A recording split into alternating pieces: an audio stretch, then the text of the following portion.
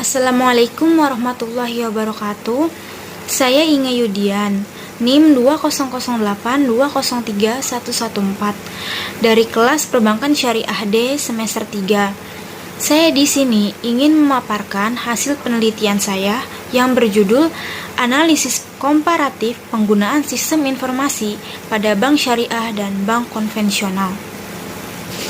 Menurut Undang-Undang Nomor 21 Tahun 2008 tentang Perbankan Syariah, Pasal 1 Ayat 1, Perbankan Syariah adalah segala sesuatu yang menyangkut tentang bank syariah dan unit usaha syariah, mencakup kelembagaan, kegiatan usaha, serta cara dan proses dalam melaksanakan kegiatan usahanya.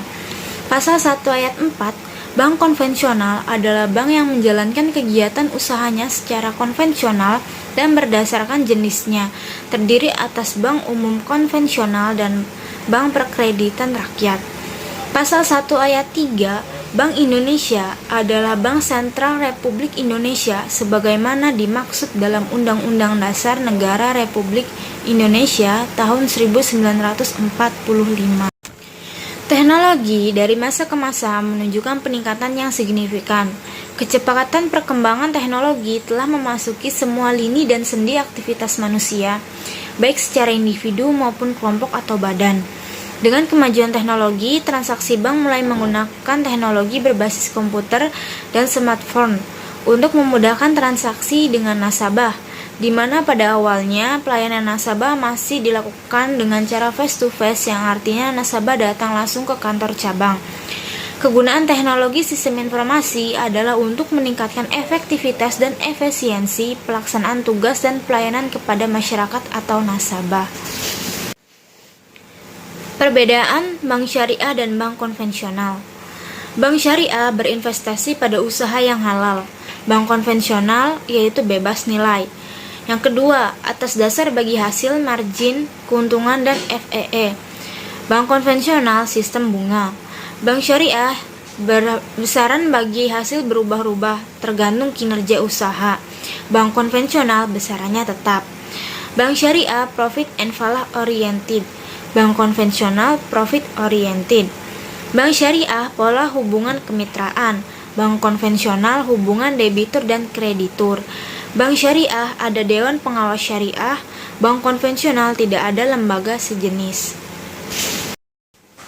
Seorang ahli teknologi informasi Eropa menerangkan bahwa aplikasi yang baik harus memenuhi beberapa persyaratan penting dan saling berhubungan, yaitu yang pertama, sifat operasional aplikasi atau produk application. Untuk melihat sifat operasional aplikasi, hal-hal yang diukur adalah berhubungan dengan teknik analisis perancangan aplikasi dan arsitekturnya. Seorang pakar Inggris bernama MC Cole merumuskan kualitas produk operation sebagai berikut. A. Correctness, yaitu sejauh mana aplikasi memenuhi spesifikasi dan tujuan pengguna. Dalam hal ini, mereka harus memahami bahwa ada beberapa perbedaan yang signifikan antara struktur bank konvensional dan bank syariah. B. Reliability, yaitu kemampuan aplikasi untuk bekerja sesuai dengan fungsi dan akurasinya. C. Efficiency, yaitu seberapa besar kapasitas parameter yang mendukung modul-modul yang saling berhubungan, sehingga memudahkan pengguna untuk membuat produk turunan, intervensi antar modul, dan intervensi dengan aplikasi lain yang memungkinkan terhubung untuk mendukung transaksi. D. Integrity, yaitu tingkat akses terhadap aplikasi dan data oleh pihak yang tidak berwenang dapat dikendalikan, serta seberapa tinggi tingkat akurasi dan keamanannya. E. Usability, yaitu faktor ini menentukan seberapa mudah pengguna mempelajari, menggunakan, dan memahami output yang dihasilkan. 2. Kemampuan aplikasi dalam menjalani perubahan atau produk revision. Beberapa faktor utama yang perlu dipertimbangkan dalam menjalani perubahan. Yang pertama ada maintainability, yaitu berusaha untuk menemukan perbaikan dari kesalahan dan berusaha untuk melakukan perubahan. B. Fleksibilitas, yaitu upaya yang diperlukan untuk melakukan modifikasi, terutama aplikasi yang berkaitan dengan hal-hal operasional. C. Testability, yaitu upaya yang diperlukan untuk menguji atau memastikan bahwa suatu aplikasi memenuhi persyaratan kebutuhan bisnis mematuhi peraturan yang ada, dan sebagainya. Daya adaptasi software terhadap lingkungan baru atau product transition. Percepatan teknologi informasi semakin hari semakin cepat. Perubahan-perubahan terjadi mulai dari sistem operasi yang hampir setiap tahun mengeluarkan versi baru, software pendukung, delivery channel maupun hardware yang terus dikembangkan untuk mengembangkan aplikasinya dapat beradaptasi dengan lingkungan baru. Delivery channel merupakan salah satu faktor yang harus diperhitungkan dalam pengembangan bisnis di masa depan, mengingat arah perbankan dunia menuju sistem cyber banking atau perbankan maya. E-banking. E-banking dapat didefinisikan sebagai layanan jasa dan produk perbankan yang langsung diberikan kepada nasabah melalui saluran komunikasi interaktif elektronik. Adapun e-banking yang telah diterapkan bank-bank di Indonesia sebagai berikut. Yang pertama ada internet banking. Pelanggan menggunakan komputer atau PC atau PDA untuk melakukan transaksi melalui internet.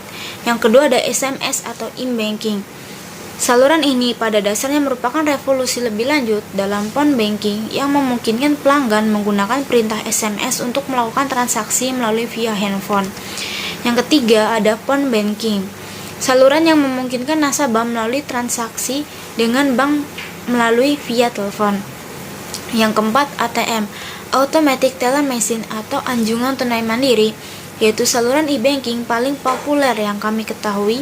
Fungsi tradisional ATM adalah untuk menemukan informasi saldo dan menarik uang tunai. Yang kelima ada mobile banking. Melalui layanan transaksi perbankan non-tunai yang disediakan oleh ponsel berbasis GPRS, nasabah dapat menggunakan layanan tersebut untuk transaksi cek saldo, transfer antar rekening, pembayaran tagihan, dan isi ulang. E-channel. Electronic channel atau e-channel adalah layanan perbankan yang digunakan melalui media elektronik baik mobile banking, SMS, internet banking, dan ATM. Menggunakan layanan e-channel rasanya seperti ATM di dalam genggaman. Pembahasan. Yang pertama ada deskripsi sistem informasi pada bank syariah dan bank konvensional serta mengetahui manfaatnya. Teknologi perbankan atau yang lebih dikenal dengan teknologi sistem informasi perbankan adalah suatu sistem yang menggunakan komputer, telekomunikasi, dan sarana elektronik lainnya untuk mengolah data keuangan dan layanan perbankan secara elektronik. Menurut Peraturan Bank Indonesia Nomor 9/15/PBI/2007. Adapun kemanfaatan dari sistem informasi perbankan dapat dijelaskan sebagai berikut. Yang pertama ada manfaat berwujud atau tangible benefit. Sistem informasi yang baik tidak hanya dapat digunakan untuk menyimpan data elektronik, tetapi juga harus mendukung proses analisis yang diperlukan untuk manajemen. Oleh karena itu, dengan dukungan sistem informasi yang baik dapat diperoleh informasi mengenai status perusahaan yang akurat, andal, dan up-to-date dan mudah diakses. Contoh pengurangan sumber daya manusia adalah pada proses pencatatan transaksi keuangan. Jika sebelumnya proses akuntansi harus dikelola oleh minimal 5 orang, maka dengan menerapkan SIA, sistem informasi akuntansi yang baik, 1 orang sudah cukup. Laporan keuangan dapat disajikan secara otomatis berdasarkan data transaksi tanpa harus melakukan input ulang. B. Manfaat tak berwujud atau intangible benefit. Yang pertama ada meningkatkan kepuasan nasabah. Nasabah tidak perlu menunggu lama untuk bertransaksi ke kantor bank. Yang kedua, meningkatkan kepuasan karyawan. Tidak ada lagi masalah ketidakpuasan karyawan yang disebabkan oleh kesalahan manajemen saat memasukkan daftar insentif karyawan secara manual. Yang ketiga, meningkatkan mutu dan jumlah informasi. Laporan hasil kompilasi data yang dikelola oleh database yang berkualitas dan komprehensif. Yang keempat, meningkatkan mutu dan jumlah keputusan manajemen. Hal ini hanya dapat dicapai jika sistem informasi dapat menyediakan informasi yang relevan, akurat, terkini yang dapat diambil setiap saat. Yang kelima, meningkatkan efisiensi dan keluasan operasional. Semakin rendah biaya operasi karena rantai birokrasi dalam perusahaan terputus setelah menerapkan sistem informasi yang baik. Yang keenam, meningkatkan mutu komunikasi internal dan eksternal. Melalui penerapan sistem informasi yang baik, semua pihak di dalam dan di luar industri dapat saling bertukar informasi secara lebih efektif dan efisien. Yang ketujuh, meningkatkan mutu perencanaan. merupakan proses penting dalam bisnis sehingga diperlukan dukungan informasi yang memadai dalam proses pelaksanaannya. Yang kedelapan, meningkatkan mutu pengendalian dan pengawasan. Pemantauan tersebut tentunya berdampak pada peningkatan pengendalian atas setiap prosedur dan kegiatan yang terjadi di dalam perusahaan. 2. Analisis hasil perbandingan bank syariah dan bank konvensional pada penggunaan sistem informasinya. Yang pertama ada analisis persepsi bank. Dalam kegiatan sosialisasi, Bank BCA lebih aktif mengadakan kegiatan seperti seminar atau talk show, baik dengan media atau nasabah dalam rangka sosialisasi produk baru atau layanan baru. Selain itu, cara lain seperti sosialisasi melalui marketing dan customer service masih dilakukan. Sedangkan pada Bank Syariah Indonesia, sosialisasi masih menitik beratkan pada marketing yang bertemu langsung di lapangan serta dalam kesempatan tertentu juga disampaikan oleh customer service. Infrastruktur dari kedua bank cenderung sama karena memang dalam hal layanan atau produk e-banking, kedua bank dikendalikan oleh pusat dan tidak ada peralatan khusus yang diterapkan di cabang yang menjadi objek penelitian. Perbandingan biaya dapat dilihat pada tabel berikut. Biaya transaksi internet banking. Transaksi antar bank pada Bank Syariah Indonesia dikenakan nominal 6.500 dan pada Bank Sentral Asia atau BCA dikenakan 6.500, artinya sama. Dan untuk transaksi RTGS, BSI menetapkan nominal Rp20.000 dan Bank BCA menetapkan nominal Rp25.000. Artinya lebih mahal Bank BCA. Analisis persepsi nasabah. Yang pertama, pada Bank BCA, nasabah diajak dan diminta oleh peneliti melakukan transaksi di ATM secara langsung. Secara keseluruhan pada kategori fisik yaitu ATM dan fitur internet banking dijawab dengan positif seperti penampilan ATM yang bersih, kemudian tampilan layar klik BCA yang menarik untuk dilihat. Setelah dikonfirmasi pada pihak BCA benar bahwa tiap ATM rutin dibersihkan dengan menggunakan jasa outsourcing, selanjutnya dalam konteks reliability layanan e-banking, nasabah sepakat bahwa dengan internet banking transaksi lebih cepat, tepat waktu, dapat digunakan dimanapun dan tidak perlu mengantri dan lebih aman tanpa berhubungan dengan uang tunai langsung. Pada Bank Syariah Indonesia, nasabah diajak dan diminta oleh peneliti melakukan transaksi di ATM secara langsung dan diminta untuk menanggapi beberapa pertanyaan. Secara keseluruhan bahwa penampilan ATM BSI bersih dan nyaman, hanya saja jumlahnya masih sedikit dan tidak banyak titik ATM yang ada di Cirebon, sehingga terkadang dalam kondisi mendadak harus menggunakan ATM bersama. Sedangkan untuk penampilan ATM cukup menarik, nasabah menjelaskan sejauh ini menggunakan internet banking belum menemui masalah baik login maupun akses internet. Untuk kondisi yang mendadak, seringkali menggunakan e-banking karena dapat menjadi solusi hemat waktu dan lebih cepat. C. Analisis persepsi lainnya. Yang pertama ada ketersediaan informasi. Bank BCA menjadikan website sebagai pusat informasi yang lengkap dalam satu laman saja, sedangkan Bank Syariah Indonesia memuatnya dalam dua laman yang berbeda sehingga terindikasi tidak efisien. Namun keduanya tersedia panduan atau penjelasan dalam bentuk file yang dapat diunduh. 2. Membandingkan sistem sejenis. Bank BCA telah meluncurkan internet banking dan m-banking dengan nama Klik BCA sejak 2001. Kemudian dilanjutkan dengan pengembangan ke versi smartphone pada tahun 2010. Sedangkan dari sisi Bank Syariah Indonesia berhasil merilis internet banking sejak awal peresmian 1 Februari 2021 dengan nama BSI Mobile. Maka secara usia BCA lebih lama hadir jauh dibandingkan Bank Syariah Indonesia. 3. Inovasi pertumbuhan produk elektronik. Kedua ATM bank tersebut sama-sama sudah bisa setor tunai. Transaksi di e-banking pun fiturnya sudah lengkap, yang artinya keduanya memang bersaing, apalagi Bank BSI adalah merger dari 3 bank. Yang keempat, pertumbuhan transaksi e-banking. Pada tahun 2021 sampai dengan bulan Juli, pada Bank BCA jumlah transaksi mencapai 572,8 juta transaksi dengan jumlah dana 3,114 triliun.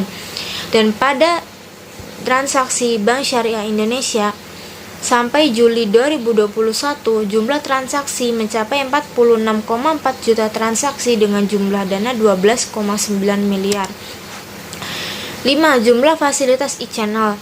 Jumlah fasilitas e-channel pada Bank BCA sudah mempunyai 15 e-channel, sedangkan pada Bank BSI masih mempunyai 12 e-channel. 3. Kemajuan bank syariah terhadap bank konvensional pada penggunaan sistem informasinya. Bank Syariah Indonesia tergolong masih dalam proses pengembangan terus-menerus, mengingat posisinya yang belum dapat sepadan dengan bank konvensional yang lebih dulu maju. Fokus pada penyelenggaraan bank berbasis digital, Bank BCA baru berjalan 10 tahun terakhir ini dan dikatakan cukup berhasil untuk meningkatkan efektivitas dan efisiensi pada transaksi perbankan. Sedangkan Bank BSI masih dalam tahap peningkatan dikarenakan usianya yang belum genap 1 tahun. Juga mengingat ada orientasi lain di samping orientasi bisnis, yaitu orientasi syariah. Karena Bank Syariah Indonesia harus benar-benar menjaga prinsip syariah baik dalam aspek bisnis maupun budaya kerja. Kesimpulan, didapatkan bahwa BCA dan Bank Syariah Indonesia hampir sama, akan tetapi Bank BCA memiliki ekspansi yang jauh lebih pesat dibandingkan Bank Syariah Indonesia, misalnya kegiatan sosialisasi dan pelatihan. Kedua, dari sisi nasabah dapat dikatakan seimbang, artinya keduanya dinilai sama, hanya saja Bank BSI masih memiliki infrastruktur yang minim karena masih tahap upgrading merger 3 bank dan usianya yang belum genap 1 tahun. Yang ketiga, yang paling signifikan, Bank BSI masih belum banyak nasabah yang menggunakan layanan e-banking karena posisi bank dan titik ATM-nya saja masih minim ditemui. Posisi bank syariah terhadap bank konvensional hingga kini sudah dapat bersaing secara offline. Pelayanan dengan nasabah di kantor cabang sudah sangat baik. Akan tetapi kelemahan dalam ekspansi terhadap konsumen karena harus memperhatikan orientasi syariah dalam bisnis. Dan yang paling terlihat adalah karena masih merintis perihal infrastruktur upgrading merger 3 bank tersebut. Baik, sekian dari saya. Kurang lebihnya mohon maaf dan semoga bermanfaat.